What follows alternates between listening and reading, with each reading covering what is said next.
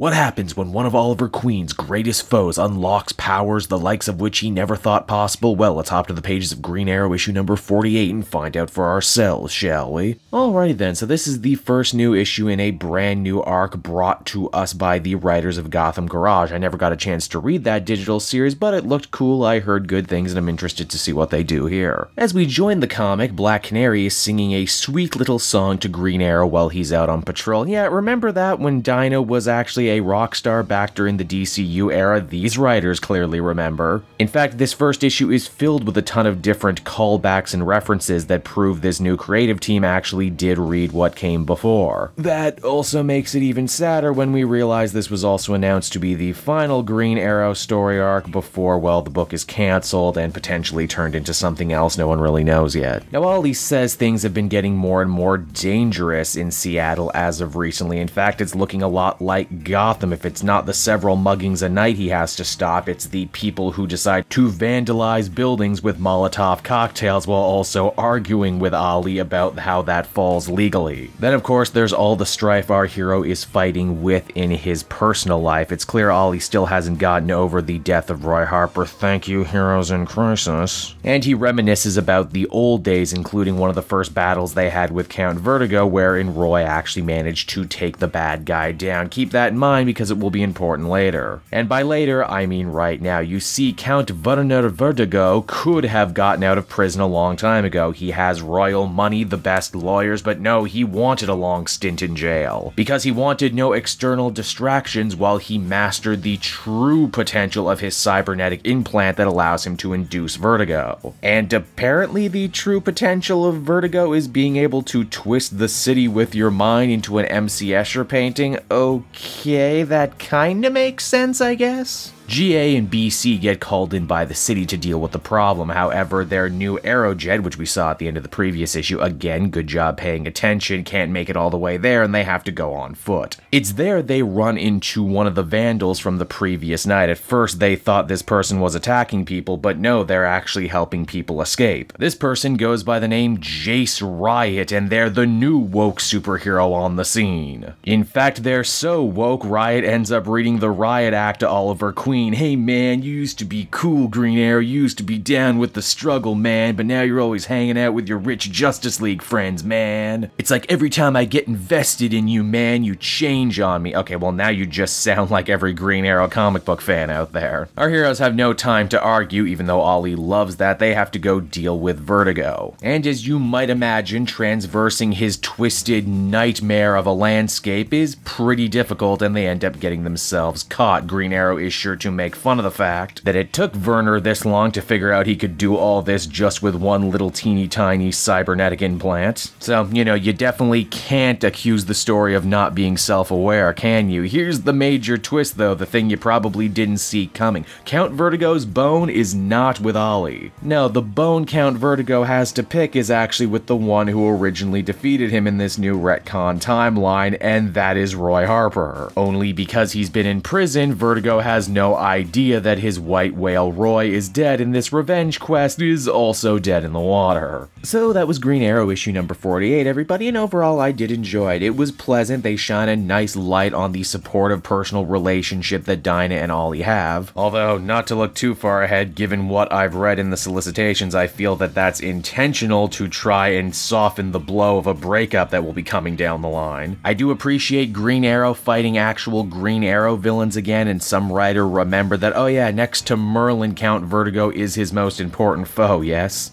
I'm not really won over by Jace Riot yet, if only because we just did the Citizen in the previous arc, who was another vigilante who subscribed to a similar, if somewhat more radical version of Green Arrow's own ideology. Ultimately though, I'd give this one a 7 out of 10, and I've been riding or dying with Green Arrow since the New 52 era, so you know, hey, let's keep this train a-going until the very end, why don't we?